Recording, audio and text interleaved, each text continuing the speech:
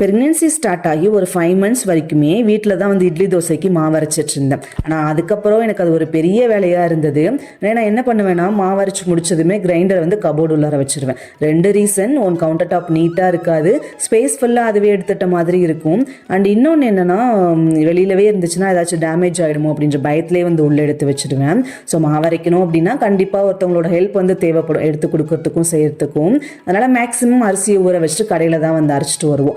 ஊர்லேருந்து யாராச்சும் வந்தாங்க அப்படின்னா மட்டும்தான் அந்த கிரைண்டர் வெளியில் வரும். அன்றைக்கி உளுந்த வடை சாப்பிடணும் போல் தோணுச்சு. அதனால் வீட்டிலே வந்து ரெடி பண்ண ஸ்டார்ட் பண்ணேன்.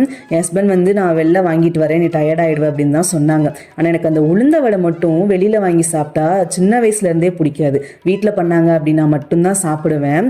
சரி, வெளியில் வாங்கி சாப்பிட்டுட்டு அன்றைக்கி ஃபுல்லாக ஃபீல் பண்ணிகிட்டே இருக்கிறதுக்கு பதிலாக சிரமம் பக்கமாக வீட்டிலேயே ரெடி பண்ணிட்டோம் அப்படின்னா மனசாவது கொஞ்சம் திருப்தி அடையும் அப்படின்னு சொல்லிட்டு வடையெல்லாம் ரெடி பண்ணி சாப்பிட்டுட்டு கிச்சன் ஃபுல்லாக எண்ணெய் பிசுக்காக இருந்தது ஃபுல்லாக க்ளீன் பண்ணி விட்டாச்சு.